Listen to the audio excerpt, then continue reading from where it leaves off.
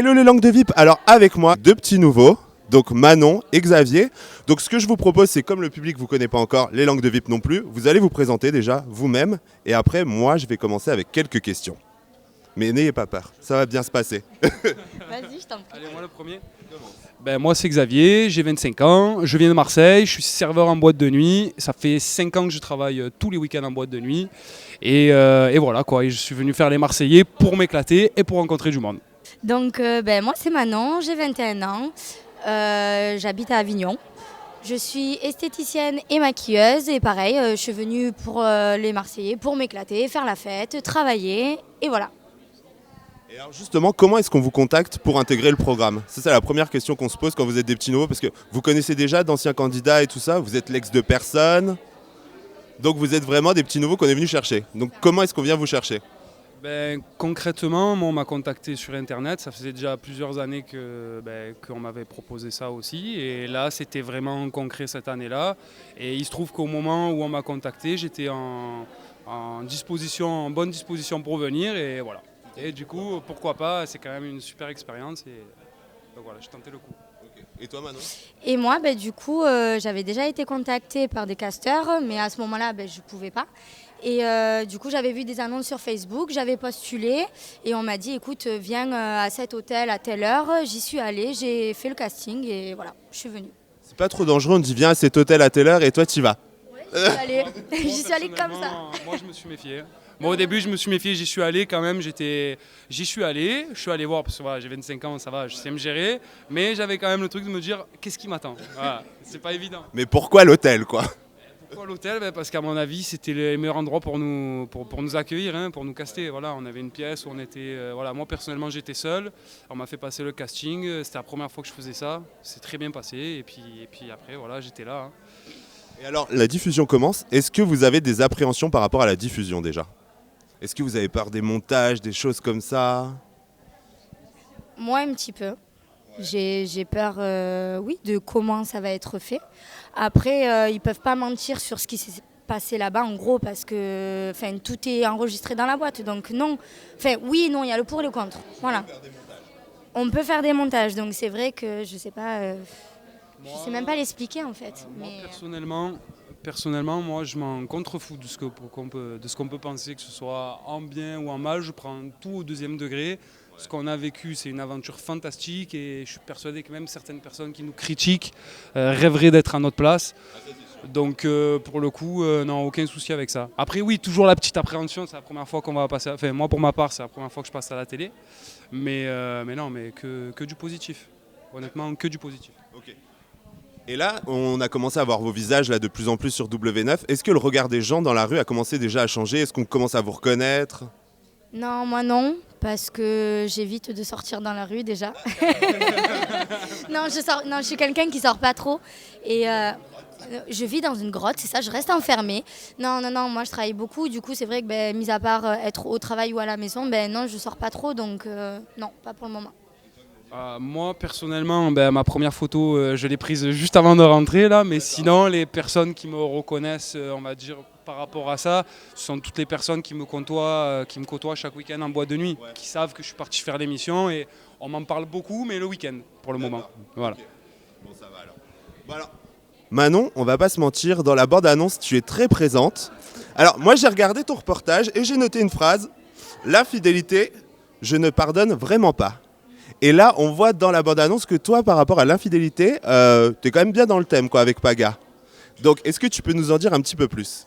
Avec Paga, il s'est passé ce qui s'est passé là-bas. On était deux, j'ai pas été seule. Donc après, vous verrez dans les images comment ça s'est passé, le pourquoi du comment. Mais ouais, j'ai fait des conneries, j'assume, et voilà. Est-ce que justement, là, par rapport à cette séquence qui va forcément être montrée, est-ce que tu as des appréhensions et tout ça? Est-ce qu'à ce moment-là, tu as un peu peur du montage et de l'image qui pourrait te donner de toi? Oui et non. Oui, parce que forcément, on va montrer que oui, je fais du mal à un couple. Et c'est pas du tout moi. Normalement, je suis pas comme ça dans la vie de tous les jours. Et en fait, j'ai été prise dans, je sais pas, une sorte d'engrenage, je sais pas. Et ouais, ça me fait mal. Donc ouais, ça va me faire mal de voir ces images. Mais maintenant, c'est fait, j'y peux rien. Mais comme je répète depuis toujours, on a été deux et puis voilà. Est-ce qu'on peut dire que tu t'es laissé prendre au jeu des caméras au final? Au jeu des caméras, je sais pas. Oui et non.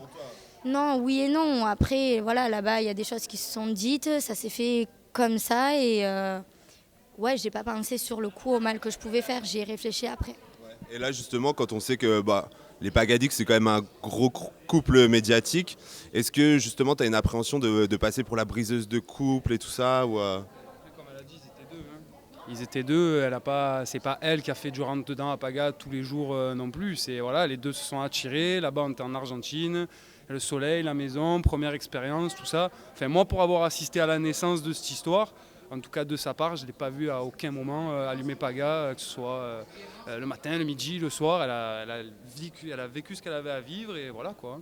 Non, parce que Manon, toi c'est ta première expérience, Paga c'est pas sa première.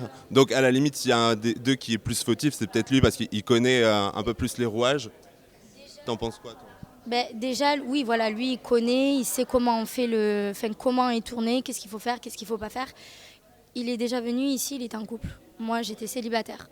Donc déjà, de là, je fais ce que je veux. Moi, je ne m'attaque pas aux gens en couple, pas du tout, c'est vraiment pas moi. Et ouais, je me suis pris au jeu. Je ne sais pas pourquoi j'ai fait ça encore. À l'heure d'aujourd'hui, je me demande pourquoi j'ai fait ça, parce que ça ne me ressemble vraiment pas. Et voilà, maintenant, je regrette tellement fort, mais c'est comme ça. Et en toute honnêteté, qui est-ce qui a commencé le jeu? Tous les Marseillais. Tous les Marseillais. Ouais. Vraiment.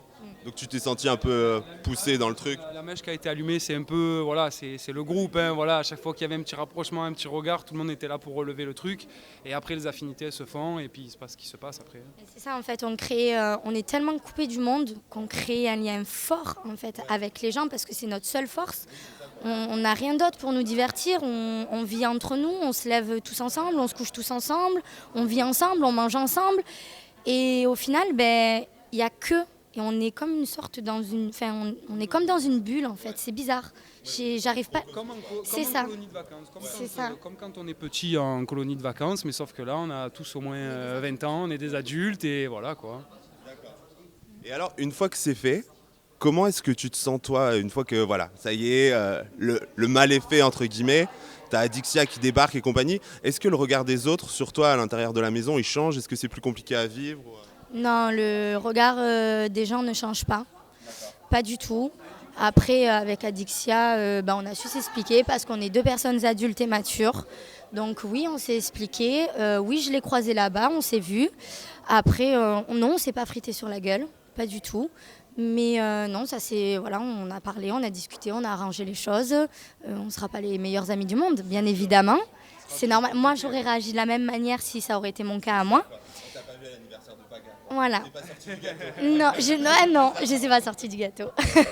Mais non, voilà, on s'est expliqué et puis voilà. Maintenant, c'est. On attend la diffusion. Ouais, voilà. Voilà, c'est ça.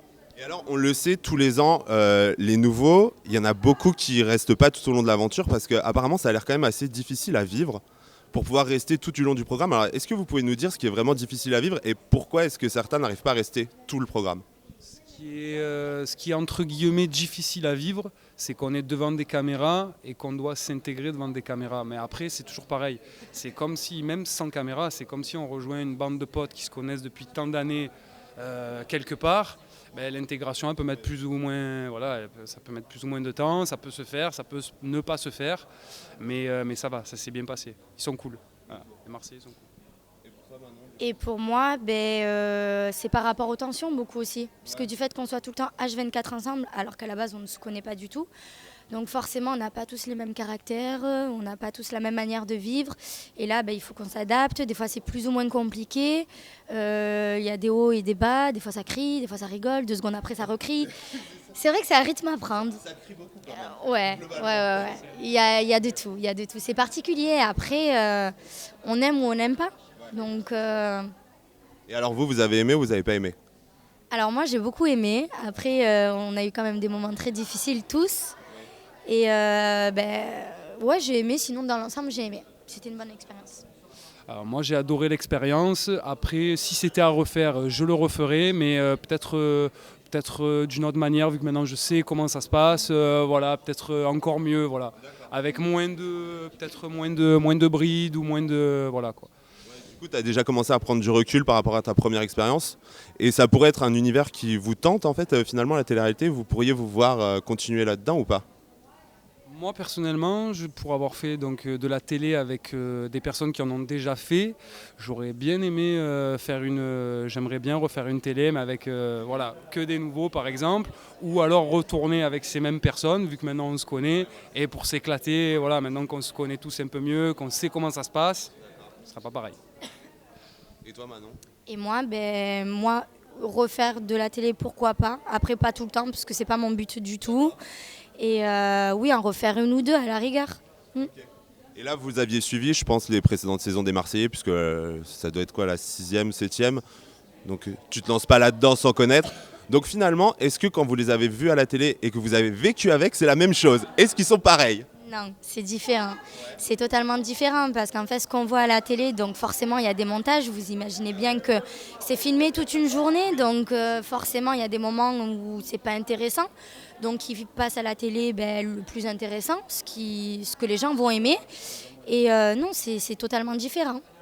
Moi personnellement, bon, je citerai pas de nom, mais il y avait une personne. Justement, c'est ce qu'il faut, il nous faut des noms. Je citerai pas de nom, mais il y a une personne que j'ai découvert en Argentine, que je pensais, voilà, que je ne supportais pas, que je voyais à l'écran que je ne supportais pas, et au final, quand j'ai découvert, c'était une pépite, voilà, vraiment une pépite. Ouais, carrément, carrément.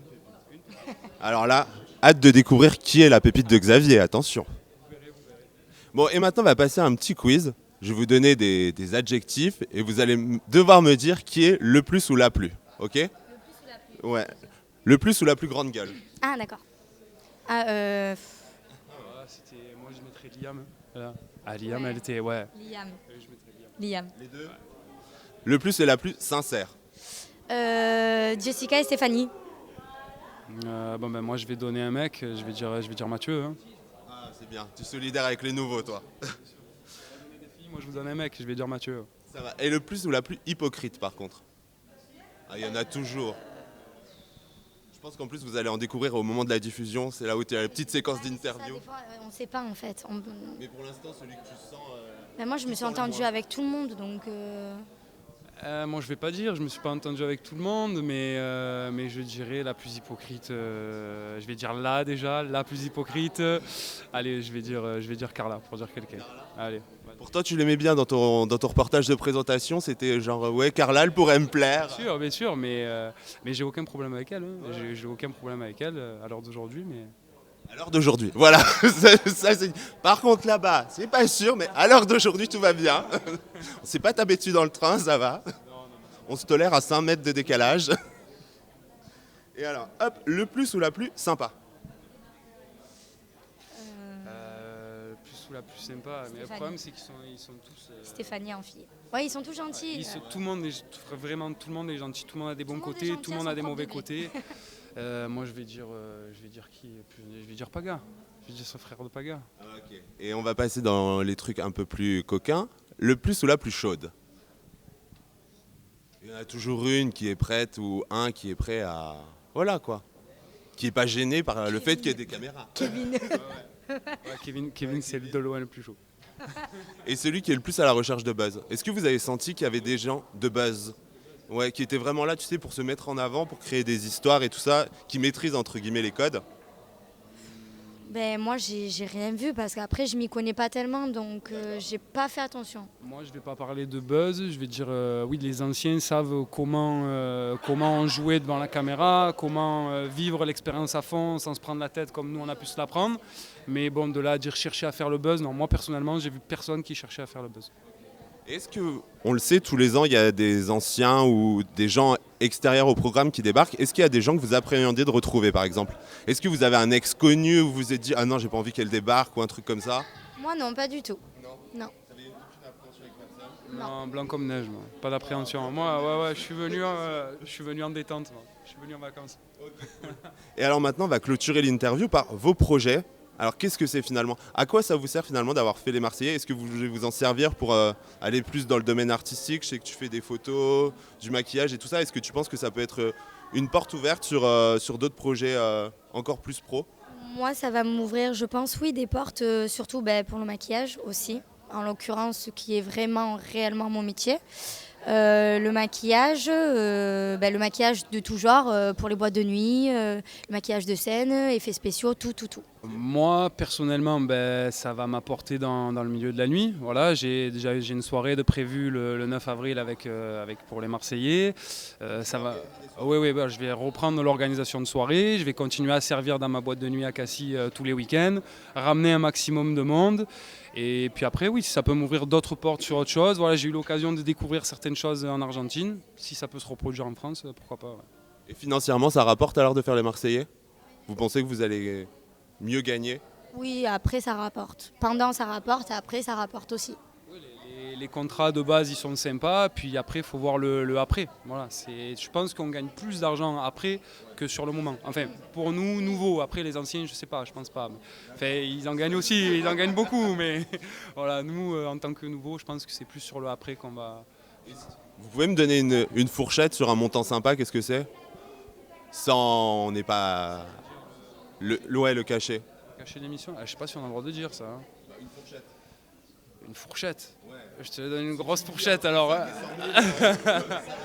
Fourchette, je dirais entre, je sais pas, pour des nouveaux, on va dire entre, pour être vague, entre, allez, on dira entre 3000 et 6000, je sais pas, peut-être, voilà, pour une fourchette.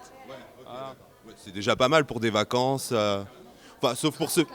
Ouais, et vous faites beaucoup engueuler par Jessica aussi, non? Elle hurle pas trop fort? Ça va. Non, ça va, moi j'ai pas eu de soucis. Elle hurle pas toute la journée. Hein.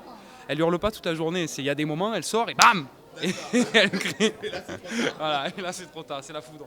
Et alors là, vous allez certainement vous en apercevoir sur les réseaux sociaux, il va y avoir beaucoup de faux comptes qui vont être créés. Donc moi, ce que je vous propose, c'est que là, vous êtes devant la caméra, personne ne pourra dire que c'est pas votre compte et compagnie. Donc c'est le moment de citer tous vos réseaux sociaux. Comme ça, moi, vous serez tranquille pendant la diffusion. Alors, mon Snapchat, c'est Manon-Van avec une fleur et un petit rouge à lèvres. Instagram a été piraté, donc pour le moment, j'ai plus Instagram. Mon Facebook, c'est Manon Ré Vandorcelaire et mon Twitter, c'est manon.revan. Et moi, je vous mettrai de toute façon tous les réseaux sociaux en dessous de l'article. Et donc, quand tu auras refait ton Instagram, tu me le donneras et on le recommuniquera. On le notera en dessous de la vidéo.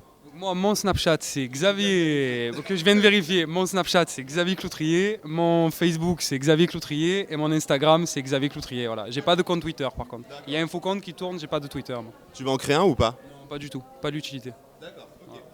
Ça marche. Bon, écoutez, moi, il me reste juste à vous souhaiter le meilleur pour la diffusion. Plein de beaux projets. Et puis, je vous dis à très bientôt. À bientôt, les langues de VIP.